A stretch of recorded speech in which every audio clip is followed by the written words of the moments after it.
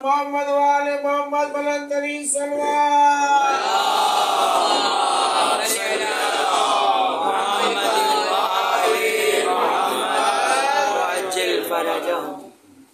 فاتحہ کی درخواست سے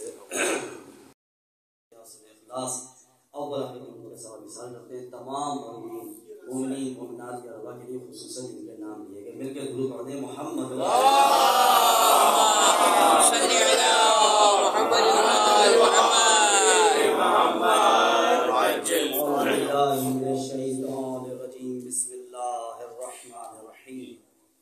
الحمد للہ رب العالمین والصلاة والسلام علی اشرف الانبیاء والمرسلین خاتم النبیین رحمۃ للعالمین سیدنا و نبینا ابو القاسم محمد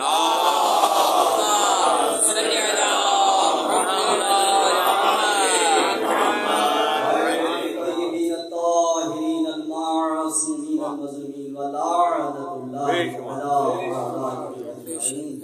بسم اللہ الرحمن الرحیم.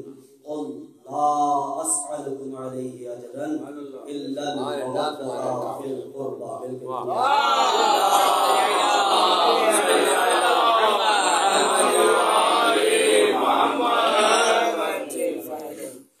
دعوت وقت میں گنجائش نہیں ہوتی اس لیے بہت مختصر کر کے خطبے کو میں پڑھتا ہوں تاکہ کچھ گفتگو کا شرح حاصل کر سکوں. شعبان کی سب سے پہلے تو انوار شعبان کی آپ سب کو بہت بہت مبارک. اور ہم یقیناً پہلی شعبان سے مسلسل حق مودت ادا کرنے کی کوشش کر رہے ہیں. جو محبت کا حکم اللہ نے دیا, اللہ کے رسول نے دیا, اپنی بساط پر کوشش کر رہے ہیں کہ اس محبت کا حق ادا کر سکیں. اور ابھی 15 شعبان کو گزرے, چند دن ہی ہوئے. 15 شعبان جیسا کہ ابھی سب رضی نے کلام میں پڑھا کہ مولا امام زمانہ کے حوالے سے اور اس کائنات کی خیر کے حوالے سے کہ کائنات میں جس طرح سے بد نظمی, بے اطمینانی اور قتل و غارت گری کا ماحول بن چکا ہے, یہ 15 شعبان اس حوالے سے انتہائی اہم ہے. یعنی یقیناً آپ سمجھتے ہیں کہ ہمارے آخری امام امام اصل کی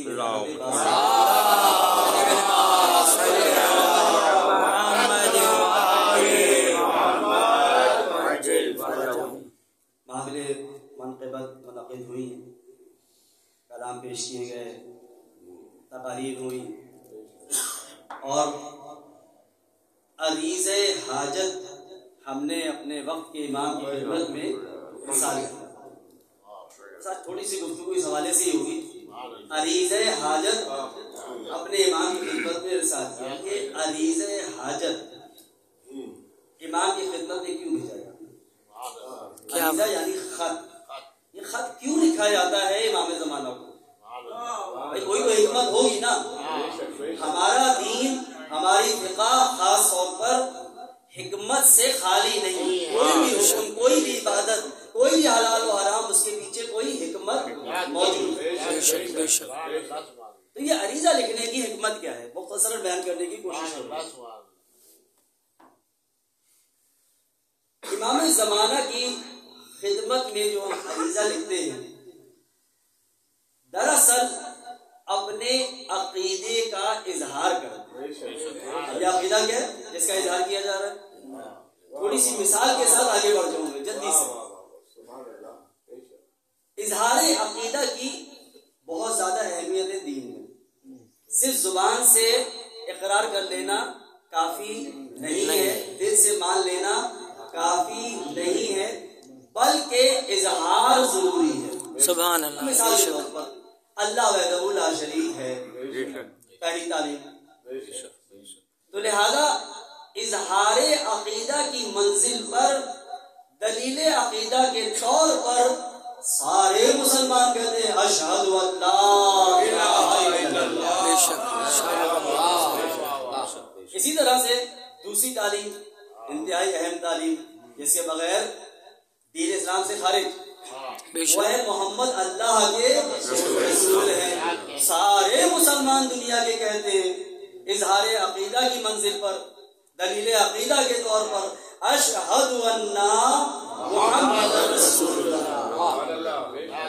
اور پھر اللہ نے بتایا کہ تم لوگ لاوارث نہیں ہو. الحمدللہ سبحان اللہ ہم وارث رکھتے ہیں. تم لوگ لاوارث نہیں ہو. قرآن میں اللہ نے بیان کر دیا کہ اللہ رسول ہے تو جلدی جلدی آگے بڑھو. اللہ ولی ہے، رسول ولی ہے اور علی ولی ہے. وہ ولی ہے جو حالت رکوع میں زکات دیتا ہے. سبحان اللہ سبحان اللہ. دامن وقت گنجائش نہیں، جلدی جلدی آگے بڑھو. آیت پیش کرو. لہذا جب ولی کی بات آئی تو ایک ولی کی شہادت دوسرے ولی کی شہادت ہم دے چکے. تو اب مسلمانوں نے تو نہیں سوچا کہ تیسری شہادت بھی ضروری ہے. مومنین نے متقین نے سوچا کہ جب اللہ کی شہادت دی، نبی کی شہادت دی، تو علی کی ولایت کا اعلان ہو رہا ہے، تو علی کی ولایت کی شہادت بھی دینا ہے، اظہار عقیدہ بھی کرنا ہے. لہذا ہم سب نے مومنین نے مل کر کہا، اذان میں بھی کہا، نماز میں بھی کہا، اقامت میں بھی کہا، اشہد ان علی ولی اللہ.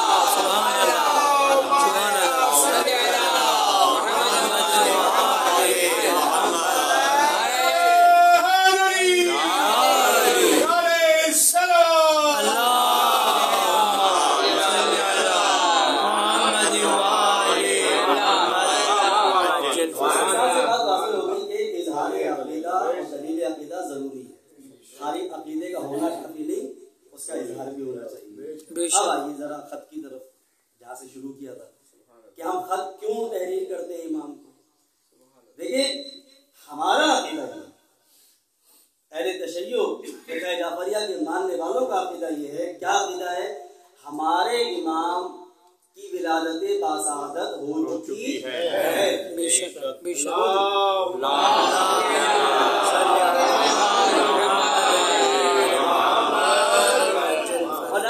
باسعادت ہو چکی ہے، بلکہ آپ 255 ہجری سے آج تک حیات ہیں، موجود ہیں. وہ ایک الگ بات ہے کہ مسئلہ خداوندی یہ ہے کہ پردہ غیبت میں یہ ہمارا عقیدہ ہے. اس عقیدے کا اظہار بھی تو ہونا چاہیے. بے شک. اب خط کیسے کیا تعلق؟ بھائی دیکھیں خط لکھا جاتا ہے اس کو کہ جو موجود ہو، جیسے آدھا پتہ معلوم ہو. اب مثال کے طور پر یہاں پر ایک مثال دے دوں. ہمارے دعائے رتبہ گروپ میں ایک بہت بزرگ ساتھی ہمارے تھے، بہت مومن متقی، انتقال فرما گئے، یاور بھائی.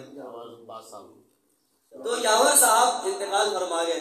جب تک حیات تھے تو جن جن سے ان کا تعلق تھا واٹس ایپ کے ذریعے، آج کے دور میں خط نہیں لکھے جاتے، واٹس ایپ کیا جاتا ہے، میسج کر دیا، ٹیکسٹ میسج کر دیا، وائس میسج کر دیا، ویڈیو کال کر لی.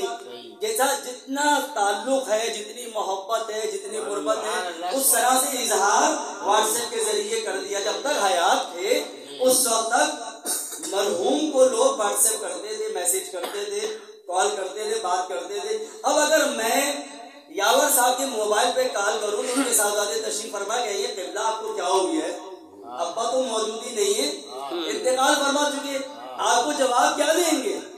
پتہ یہ چلا کہ جو زندہ ہو اس کو پیغام دیا جاتا ہے، جو زندہ ہو وہی جواب دیتا ہے.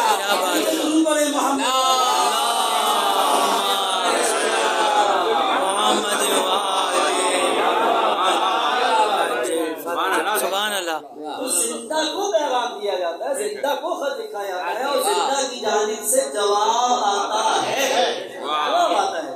لہذا ہم امام کی خدمت میں جو خط ارسال کرتے ہیں یہ ہمارا عقیدے کا اظہار ہے، دلیل عقیدہ ہے کہ ہمارے امام کی ولادت بھی ہو چکی، ہمارے امام حیات بھی ہیں، ہمارے امام موجود بھی ہیں پردہ غیبت میں.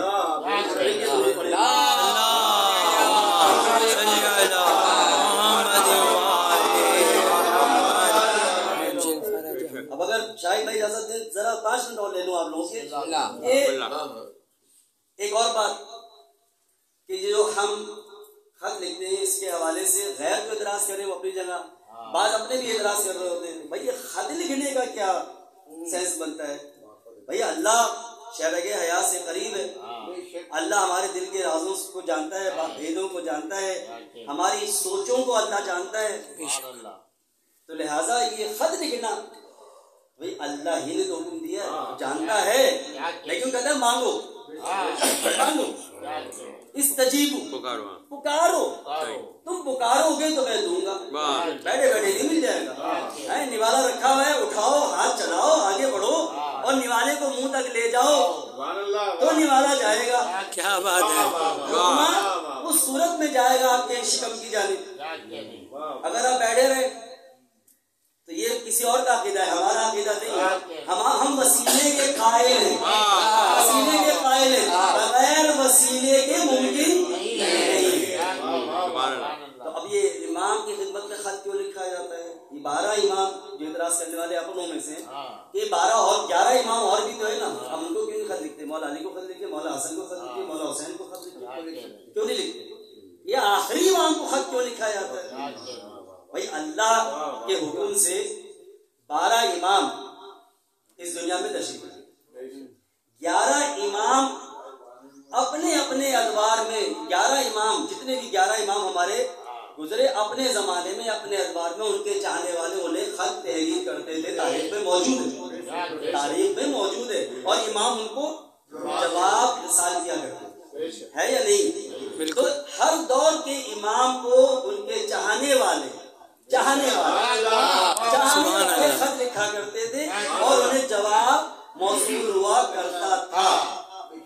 لیکن زمانے میں جبر و استبداد کیا. ابھی دعا لطبہ میں بھی آپ سماعت فرما چکے ہیں، مظہر بھائی ہمارے اور حضور انداز میں پڑھتے کہ ان پہ ظلم و جبر کیا گیا، ان پہ تشدد کیا گیا، ان کے اوپر ان سے محبت کا حکم دیا گیا، انہیں قتل کیا گیا، کسی کو زہر دغا سے شہید کیا گیا، کسی کو تلوار سے شہید کر دیا گیا. لہذا اللہ نے 12ویں امام کو صرف 5 برس کی عمر میں، 5 برس کے سن میں اس دنیا سے غیبت کی جانب بھیجا. ایسے ہی ہے نا. تو اب اس لیے چونکہ 11 امام جب تک حیات رہے ان کے چاہنے والے ان کے زمانے میں انہیں خط لکھا کرتے تھے. لہذا ہم اس لیے ہم اس دور کے ہیں، امام عصر کے زمانے کے ہیں، لہذا ہم جب توسل اختیار کرتے ہیں، سبحان اللہ سبحان اللہ، استغاثہ کرتے ہیں، تو ہم 11 کا ذکر کرتے ہیں، 11 سے توسل کرتے ہیں، 11 کو بھول نہیں جاتے ہیں. کبھی امام علی کا وسیلہ دیتے ہیں، ہم مشکل کشا ہیں، اس مشکل کو حل کرا دیتے ہیں. کبھی امام حسن کا، کبھی امام حسین کا وسیلہ، کبھی بیمار کربلا کا وسیلہ دیتے ہیں کہ صحت تندرستی عطا فرما دے. تشریف فرمائے مومنین، اگر کوئی بیمار ہے اسے اللہ تعالیٰ صحت کاملہ اور عاجلہ عطا فرمائے. بیمار کربلا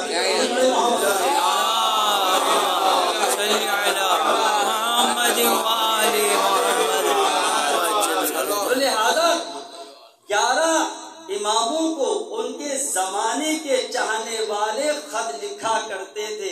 12ویں امام غیبت میں ہے، لہذا 12ویں امام کے چاہنے والے اس دور میں وسیلہ تو سب کا اختیار کرتے ہیں، لیکن جب خط لکھنے کا مرحلہ آتا ہے تو امام زمانہ کی خدمت میں اللہ. کیا بات ہے، سبحان اللہ سبحان اللہ، امام زمانہ کی خدمت میں سبحان اللہ. اب تیسرا اور آخری اس کے بعد ختم کہ یہ خط جو ہے یہ پانی میں ڈالنے کا کیا بات ہے، کنویں میں ڈال دیا، پانی میں ڈال دیا، دریا میں بہا دیا، سمندر میں بہا. کیوں؟ یہ کیا بھائی بڑی آسان سی بات ہے. معتمد عباسی کا دور تھا اور مختصر کر کے تفصیل میں نہیں جا رہا ہوں، اور ظلم و جبر کا سلسلہ جاری تھا. 11ویں امام شہید ہو گئے.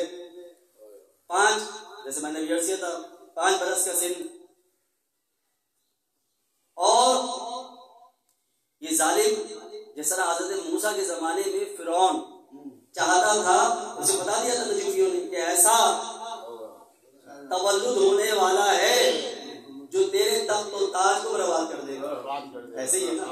تو اس نے کیا کیا کہ قتل کرنا شروع کر دیا. جہاں معلوم ہوا کہ کوئی بچہ تولد ہوا ہے، خاص طور میں لڑکا، لیکن آپ دیکھیں اللہ جو چاہتا حضرت موسیٰ اس کے گھر میں پل کے جوان ہوئے. تو یہ بھی چاہتا تھا محمد عباسی کہ امام حسن عسکری کو قید میں رکھو اور ان کا کوئی فرزند نہ ہو، کیوں اس سے ڈرتا کہ اگر میرے تخت کو تاج کو خطرہ ہے تو وہ اہل بیت کے گھرانے سے ہی ہو سکتا ہے. اسی کے قید میں رکھا، حالانکہ انہوں نے کبھی تخت و تاج کی تمنا نہیں کی، لیکن بہرحال اللہ کو منظور تھا کہ امام زمانہ تشریف لائیں، لہذا ولادت باسعادت ہوئی. اور جلدی سے آگے بڑھ جاؤں. پانی میں کیوں یہ خط ہم بھیجتے ہیں خدمت میں امام کی؟ تاریخ بتاتی ہے کہ اس نے مدون نے شہادت امام حسن علیہ السلام کے بعد گھر کو چاروں طرف سے گھیر لیا، کیونکہ امام نماز جنازہ پڑھانے کے لیے اچانک حجرے سے برآمد ہوئے تھے. ابھی پوری تاریخ بیان نہیں کر رہا ہوں. اور آپ نے نماز پڑھائی، ظاہر باتیں پتہ چل گیا. اور یہ جانتے تھے کہ امام کی نماز امام ہی پڑھاتا ہے. یہ سمجھ گیا کہ میں نہ چاہا، لیکن میں نے چاہنے سے کہا تھا اللہ چاہتا، لہٰذا اس نے کہا کہ بچے کو گھر سے برآمد کرو. چاروں طرف سے گھیر لیا گیا اور گھر کی تلاشی ہوئی، یہاں تک کہ مختصر کر کے آگے بڑھوں کہ تہ خانے میں پہنچے. فوجی تہ خانے میں پہنچے. تہ خانے میں پہنچے، کیا دیکھتے ہیں کہ پانی پانی ہے، اس پر ایک تخت ہے اور اس تخت پر ہمارے امام نماز ادا کر رہے ہیں، عبادت میں مشغول ہیں. جیسے ہی امام کی جانب بڑھے اس پانی میں، اللہ کے حکم سے امام زمانہ تخت سے پانی میں، اور اس کے بعد یہ ڈھونڈتے رہ گئے، امام کو ڈھونڈ نہ سکے کہ امام گئے کہاں. لہذا چونکہ تاریخ یہ بتاتی ہے کہ امام زمانہ پانی کے اندر جب اترے اور اس کے بعد غیبت میں چلے گئے، دنیا والے دیکھ نہ سکے، لہذا ہم پانی میں خط ڈالتے ہیں کہ پانی کے وسیلے سے یہ خط امام کی خدمت. سبحان اللہ سبحان اللہ سبحان اللہ. بابا جی بلند صلوات. اللهم صل علی محمد وآل محمد.